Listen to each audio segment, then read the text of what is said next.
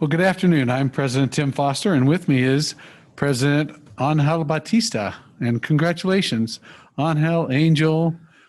How do you want me to call you?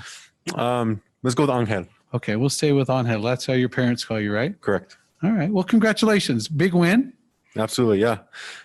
Thank you so much. It's definitely a huge blessing for me because looking at where I started here at CMU, I was just a regular student athlete, just kind of going through with the motions and put in the hard work every single year and just found myself at this position. It's just such a blessing to be able to speak from experiences from every single year I've had here. So you're a senior now? Correct. All right. And you came initially, why? Why did you come to Mesa? I came to CMU for a couple of reasons. For one, I was recruited for athletics here, so that was one of the driving factors. But being able to stay close to my family and being able to be a part of the community that I could have a direct influence on, because Junction has given me so much, it's only fair for me to give back to make sure it's better for those who come after me. So which sport were you recruited to play? I was recruited for both football and track. Really? I decided to join the track and field team. So you could have played football? What position? For football, I would have been a guard. I would have made you quarterback. I wouldn't. You're just good looking. You got to be a quarterback, you know? So talk to me about local kid, born, raised here? Yeah, correct. So born and raised here. My parents live out towards Palisades, so they've always been involved with the orchard trees and everything. And my grandparents are really involved with the agriculture as well. So working hard with my grandparents and parents on a Saturday morning to afternoon was always a kind of a consistent thing. So that was kind of my side of my upbringing, always putting in hard work with cousins, siblings, aunties, uncles. But born and raised here, I love it here. It's been such a good place, and I want to make sure that I leave it in a better spot than where I found it. So where in that chain did your parents go to college? They did not, no. My father came from Mexico. He dropped out of elementary school at 4th grade. He had to drop out because he had to help. He was one of the older siblings out of the 8. So he had to help his parents kind of make ends meet. So he was always working in the strawberry fields out in Mexico. Then he came over here. He met my mother. They had me. So they had they had a strong sense of education, even though none of them really graduated. My mother dropped out when she was 17 because she had me. So she decided that raising a child properly was more important to her than it was completing her education. So growing up, I always had do better than us. Make sure you get your education. Make sure you set the standard for your siblings. Make sure you set the standard for those who come after you, because I'm the first for everything. The first to be in athletics, first to be graduating college this spring, first to be a student body president. Everything is kind of uncharted territory. So I'm enjoying the ride and being able to show that it doesn't matter where you start, it matters where you finish. Then you have a younger sister? I have 2 younger sisters. One of them is a junior at Junction High School. She's actually a part of the WCCC program. She's taking a lot of her undergrad classes right now through the program they have at Junction High School. And she intends to come to CMU. And the other one is a 4th grader at Cap Rock. Nice. So you'll graduate in December or in I'll June? graduate in spring. In the spring? Spring 2021. Okay. And then everybody's excited for that? Yeah, my parents are ecstatic for it because it's something that they always talked about, but they never really kind of thought it'd become reality, because they always had their parents and grandparents tell them, finish your education. But usually people will just drop out to make sure that they can provide for their children. Yeah, life gets in the way sometimes, right? Absolutely. So this is their way of like celebrating. So many have tried, but this is the first successful one. So you gave a talk one time to a number of prospective first-generation students. You remember that? Yeah. Kids from Greeley. Do you remember what you said to them? Yeah, absolutely. So about a year and a half ago, 2 years, I spoke with these students, and I told them that you're not doing it just for yourself. You're doing it for your siblings, because anything that you do, they're going to look at you and they're going to adapt themselves, because that's what they're learning. That's what they're seeing. And it's not... I explain it in a way of a generational chain. If you keep following the stigma and following what your parents did, you're only going to get so far. So being able to go against the grain, being able to devote those extra few hours on a Saturday afternoon, to being able to wake up early for classes, being able to say no to the partying, say no to the extracurricular activities that won't get you far, is something that I really took personal in value, and I made sure that I could articulate that to other students who are in a similar position that I am. I thought it was very compelling, and I thought those students found it to be very compelling. Certainly you want to do it for yourself, but you're also going to do it for, your siblings who are younger than you, your relatives, your friends who can all see as you keep, and it's a slog. You got to just stay at it and Absolutely. ultimately to graduate. So now you're president of our student government. Mom and Dad excited? No, I called my mother the moment I found out that I won, and she just said, it kind of made me laugh. She said, "Well, I expected this," and I asked her, "What do you mean?" She's like, "Well, you've always been putting in the work and the effort, and she got a little emotional on the phone, saying, "It's just nice to see that you're being successful in taking our family name to higher levels." And she told me that don't stop now. There's more you need to do. So what do you want to accomplish? You're now the leader. So in regards to our community here, I want to ensure that CMU has kind of a straight connection to the community, because a lot of the times people who are in these leadership positions here at CMU aren't typically from this community. So they may know how CMU operates internally, but they don't know how the community of Grand Junction operates externally. So something that I want to make sure that is accomplished is being able to have that bridge where we can pull in different concerns in the community and be able to tailor them to really impact CMU as well, because Junction isn't Junction without CMU, and CMU isn't CMU without Junction. So I think that's an important relationship that we need to refine. I think it's great as it is right now, but being able to do everything we can to keep students here instead of just having them move away after they graduate. So you recently recorded a video to students. Did you get any feedback from your fellow students? Yeah, there was a couple of videos that I recorded, but the one that really stuck out to them was the one of doing our job, being able to wear a mask, being able to follow the CDC guidelines, being able to say no to the parties, being able to say no to having large gatherings, because at the end of the day, we can have a great plan. We can have a great strategic game plan. But if one person doesn't do their job, everything's going to fall to the shambles. And that's something that I've communicated to my fellow peers, teammates, constituents, telling them that it's more than just one person. You need to make sure that you take it, adapt it to yourself, and be able to communicate that to everyone in your personal circle, because we need to stay on campus. Do you think they buy that? Do you think they subscribe to it?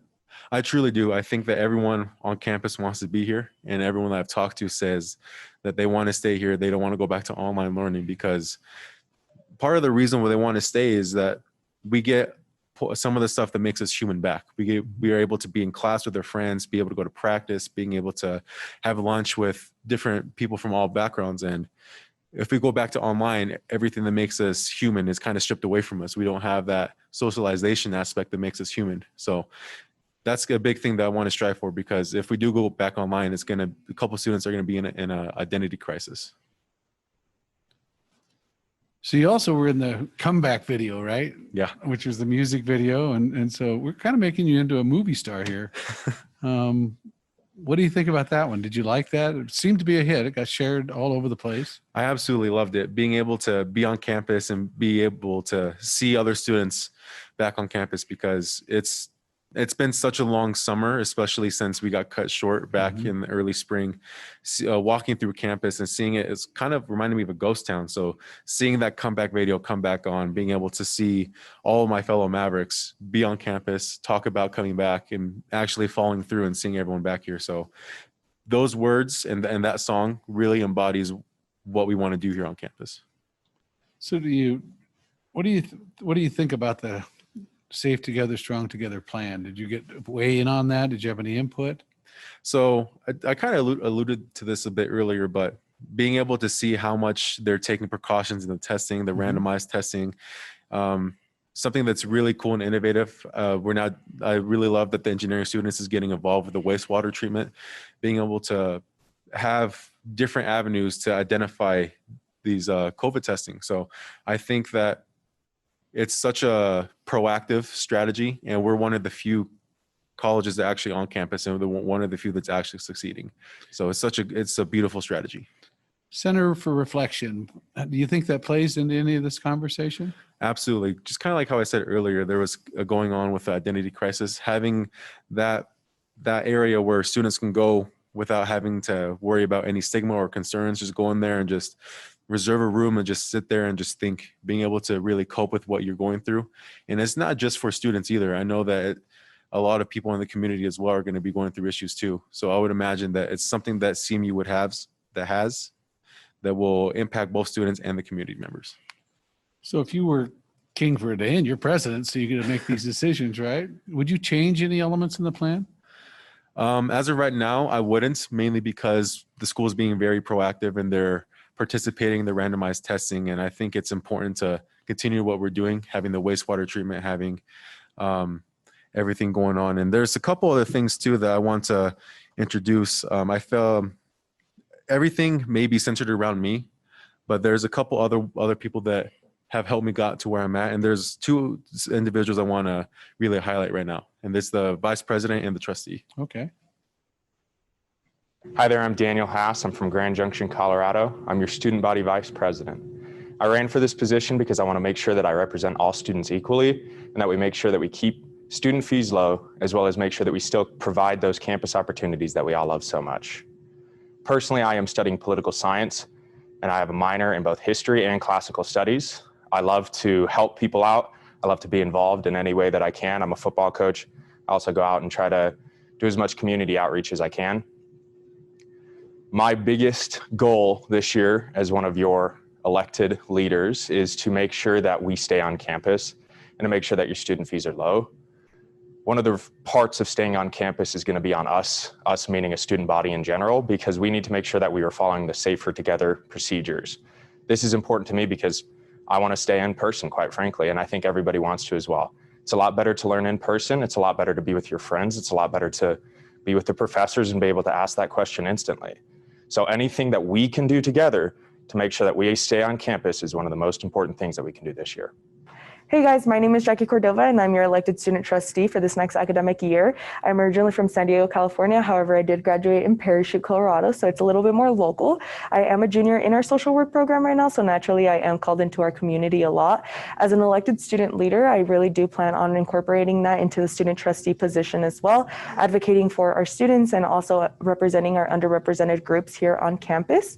Our Safe Together and Strong Together initiative that's going on right now is really big, and I do believe that a good message for our students is to control what you can control and ultimately be responsible for wearing that mask and socially distancing ourselves and filling out your Scout app every single day as well, just in efforts to keep our campus open, because I assure you that none of us want to really go online. I do want to take a second and go ahead and thank every one of you guys that voted or supported the campaign these last few weeks in running for student trustee. I do appreciate everything that you guys are doing and have done, and I can't wait to serve next to you guys.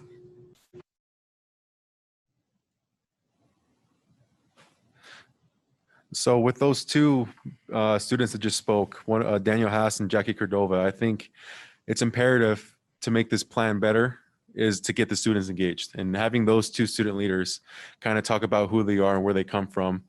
It just doesn't stop with us. It goes to every single student, whether it's in the kinesiology or the Department of Business or going to biological sciences.